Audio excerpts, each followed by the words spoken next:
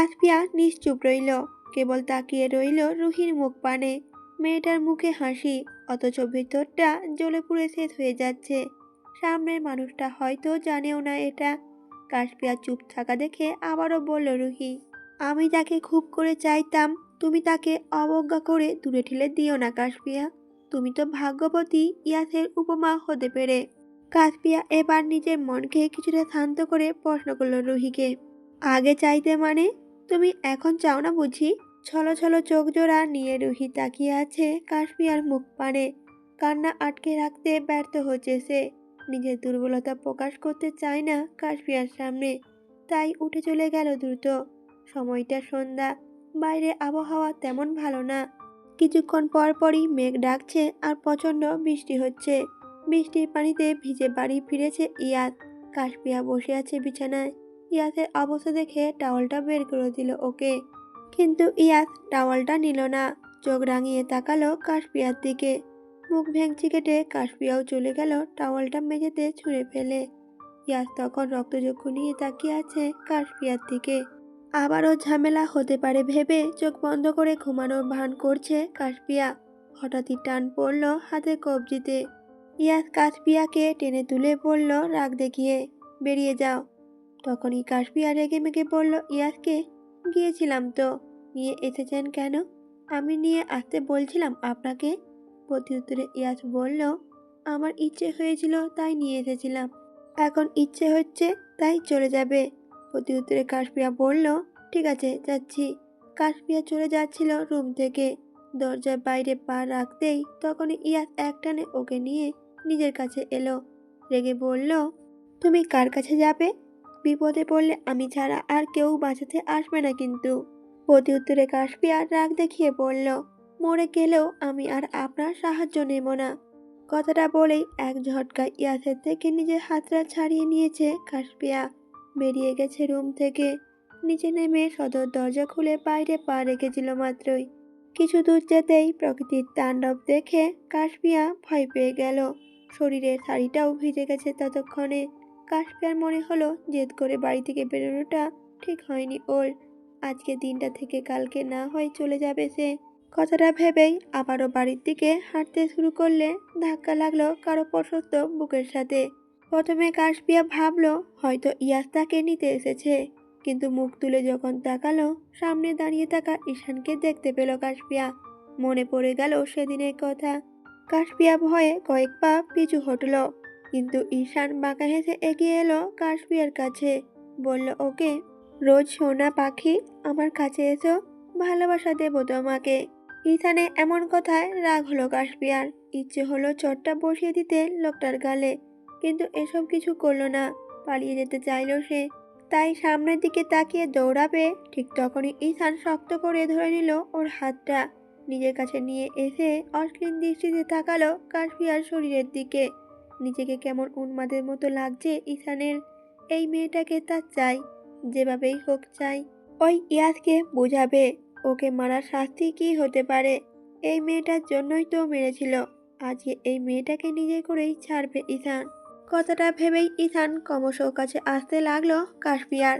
স্পর্শ করতে চাইলো ওকে। কান্না পাচ্ছে মেয়েটার। রাগে ঘেন্নায় চটটা বসিয়েও দিয়েছে ঈশানের গালে। রেগে তাকিয়েছে ঈশান। কাসপিয়ার চুলের মুঠি ধরে বলছে মেজাজ দেখিয়ে, এত বড় সাহস তোর, ঈশানের গায়ে হাত তুলছিস? তোর এই অহংকার আমি ভেঙে মাটির সাথে গুঁড়িয়ে দেব মেয়ে। প্রচণ্ড ব্যথায় চোখ মুখ কুঁচকে বন্ধ করে নিল কাসপিয়া। গলা ফাটিয়ে চিৎকার দিয়ে ডাকলো ইয়াসকে, কিন্তু ইয়াস কি শুনল ওর কণ্ঠস্বর? এই বর্ষণের দিনে কিভাবেই বা কানে যাবে কাসপিয়ার ডাক। ভয় হচ্ছে কাসপিয়ার, তবে মনে মনে বিশ্বাস আছে ও যাই হয়ে যাক ইয়াস ওকে বাঁচিয়ে নেবে। কিন্তু ইয়াস কোথায়? সে কি শুনছে না কাসপিয়ার ডাক? কাসপিয়াকে একটা অন্ধকার রুমে এনে ধাক্কা দিয়ে বিছানায় ফেলে দিয়েছে ঈশান। কাসপিয়া কোনো রকমে লাইট অন করতেই দেখল ঈশান ওর গায়ে ভিজে শার্টের বোতামগুলো খুলতে খুলতে এগিয়ে আসছে ওর দিকে। ঈশানের ঠোঁটে তখন লালসা, আর ঠোঁটের কোণে শয়তানি হাসি। তা দেখে ভেতরটা কেঁপে উঠল কাসপিয়ার। কি হতে যাচ্ছে বুঝতে পেরেই মাথাটা ভনভন করে ঘুরতে শুরু করলো। ভয়ে শুকিয়ে গেল গলা। ইয়াস ব্যতীত অন্য কেউ তাকে ছুঁবে সে কথা ভাবতেও ঘেন্না লাগছে ওর।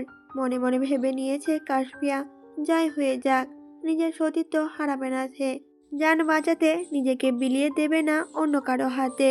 হাত দিয়ে খুঁজে খুঁজে সেন্টার টেবিলের উপরে রাখা ফুলদানিটা হাতে তুলে নিল কাশপিয়া। সজোরে আঘাত করলো ইথানের মাথায়, কিন্তু এতে তেমন কিছুই হলো না ইথানের। ইথানের মাথা থেকে কিছুটা রক্ত বের হলেও হাত চেপে ধরলো সেখানে। হিংস্র বাঘের ন্যায় ঝাঁপিয়ে পড়ল কাশপিয়ার ওপর, কিন্তু অঘটন ঘটে যাওয়ার আগে কেউ এসে টেনে তুললো ইথানকে। ভারী কোনো জিনিস দিয়ে পরপর কয়েকটা আঘাত করলো মাথায় কাটার স্থানে। গগন কাঁপানো চিৎকার দিয়ে উঠল ইথান। ইথানের ভাঙা হাতটায় পা দিয়ে চেপে ধরলো লোকটা। ঈশান ছটপট করছে, এক হাত মাথায় চেপে ধরে, আর বারবার বলছে ওকে মেরে না ফেলতে। ভয়ে আর আতঙ্কে কিছুক্ষণ আগে জ্ঞান হারিয়েছে কাশপিয়া। তবে শেষবার নিবু নিবু চোখে তাকিয়ে পরিচিত কাউকে দেখতে পেল সে। মানুষটা এসে পরম যত্নে বুকে জড়িয়ে নিয়েছে তাকে, আলতো করে চুমু দিয়েছে ওর কপালে। কাশপিয়ারও ইচ্ছে হলো একইভাবে জড়িয়ে ধরবে মানুষটাকে, কিন্তু কথা বলার শক্তিটুকুও অবশিষ্ট নেই তার। উজ্জ্বল দাঁড়িয়ে আছে ইয়াসের পেছনেই, চোখের ইশারায় বোঝালো শাশুড়িকে খারাপ কিছুই হয়নি ওর সাথে। নিশ্চিত হলেন সুফিয়া বেগম। সিমি, রুহি, আফিয়া সবাই এসে দাঁড়িয়েছে দরজার সামনে। চিন্তিত হয়ে আফিয়া বলছে ভাইকে কাশপিয়াকে নিয়ে নিজের রুমে যেতে। ইয়াস কাশপিয়াকে এনে শোয়ালো বিছানায়, তারপর দরজাটা বন্ধ করে কিছু না ভেবেই চেঞ্জ করে দিল ওর পরনে ভিজে শাড়িটা। বাইরে বৃষ্টির প্রকোপ কমেছে, রাত বেরিয়ে সকাল হয়েছে। কালকের তুলনায় প্রকৃতি আজ অনেকটাই শান্ত।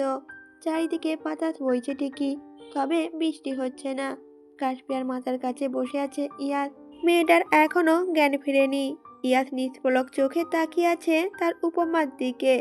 এই 2-3 দিনে যা বুঝেছে, মেয়েটার প্রচুর রাগ জমে আছে ইয়াসের প্রতি। দূরত্ব না বাড়ালে নিজের জীবনে ইয়াসের গুরুত্বটা সে বুঝতে পারবে না। অনেক ভেবে চিন্তেই তাই এই সিদ্ধান্ত নিয়েছে ইয়াস। সে চলে যাবে এখান থেকে। ইয়াস উঠতে নিলেই খেয়াল করলো কাশপিয়ার শাড়ি আঁচল আটকে আছে ওর হাতে থাকা ঘড়ির সাথে। ইয়াস বসলো আবারও, চোখ গেল কাশপিয়ার মুখের দিকে। কাশপিয়ার গোলাপ সম পাতলা ঠোঁট জোড়ায় নিজের ঠোঁট ছুঁয়ে দিল সে। ভিজে চুমুতে ভরিয়ে দিল পুরোটা মুখ। তারপরে ইয়াস কি যেন ভেবেই হুট করেই উঠে দাঁড়ালো। নিজের মাথার চুল খামচে ধরেই চলে গেল ওখান থেকে। কাশপিয়ার কাছে থাকলেই বিপদ, বারবার ছুঁয়ে দিতে ইচ্ছে করবে ওর।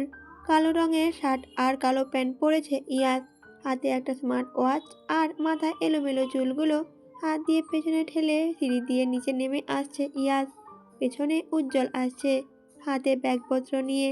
ড্রয়িং রুমে উপস্থিত সবাই কেবল তাকিয়ে দেখছেন সবটা। কাউকে কিছু না বলে ইয়াস কোথায় যাচ্ছে বুঝে উঠতে পারছে না কেউই। বাড়ির সদর দরজা পেরিয়ে বাইরে পা রাখবে, ঠিক তখনই সুফিয়া বেগম ডেকে উঠলেন ছেলেকে। দৌড়ে ওর কাছে গেলেন সবাই। ভ্রুকুচকে তাকালো সবার দিকে, তারপর বলল ইয়াস, আমি এতদিন যেখানে ছিলাম সেখানেই ফিরে যাচ্ছি আম্মু। আমার জব আছে, জানো নিশ্চয়ই তুমি। প্রতি উত্তরে সুফিয়া বেগম বললেন, বাইরে দেশে চলে যাবি কেবল তোর চাকরির জন্য? দেশে থাক না বাবা, আমাদের এত বড় ব্যবসা, এই বাড়ি গাড়ি সব তো তোরই জন্যই। হাসি পেল ইয়াসের, অবাকও হলো বটে। এবারই সবার এত চিন্তা তাকে নিয়ে, আগে কোথায় ছিল এই ভালোবাসা? তার ছেলে স্বরে হেসে বলল ইয়াস, তোমাদের সবার আমার জন্য চিন্তা হয় আম্মু? কবে থেকে সবাই ভাবতে শুরু করলে আমার ভালো মন্দ নিয়ে? দীর্ঘশ্বাস ছাড়লেন আনোয়ার সাহেব, ছলো ছলো চোখে তাকিয়ে রইলেন ছেলের দিকে। সুফিয়া বেগমেরও একই অবস্থা। ঈশানকে আপন করতে গিয়ে নিজের পেটের ছেলেকে দূরে সরিয়ে দিয়েছেন তিনি। আর যে আফসোস হচ্ছে বড়ই, কেন পড়াশোনার জন্য বাইরে পাঠালেন ছেলেকে। আফিয়াও ভাইয়ের হাত ধরে কত কি বলে আটকানোর চেষ্টা করলো ওকে, তবে বাড়াবাড়ি দেখে উজ্জ্বল ধমক দিয়ে বলে উঠল আফিয়াকে, আফিয়া, ইয়াসের জব আছে, এখানে ক্যারিয়ার ছেড়ে পড়ে থাকলে হবে? চুপ করো তুমি, তুমি আমার ভাইয়ার মাথা খেয়েছো। নির্বাক দৃষ্টিতে তাকিয়ে রইল উজ্জ্বল। শেষমেশ এই কথা শুনতে হলো তাকে। বোনের কথায় রাগ হলো ইয়াসের। সেও ধমক দিয়ে বলল আফিয়াকে, চুপ করতো আপু, খাওয়ার এত জিনিস থাকতে দুলাভাই আমার মাথা খেতে যাবে কোন দুঃখে? চুপ করে গেল আফিয়া। পাশেই দাঁড়িয়ে থাকা সিমির মাথায় হাত বুলিয়ে দিয়ে ওকে সুন্দর মতো পড়াশোনা করতে বলে চলে গেল ইয়াস বাড়ি থেকে।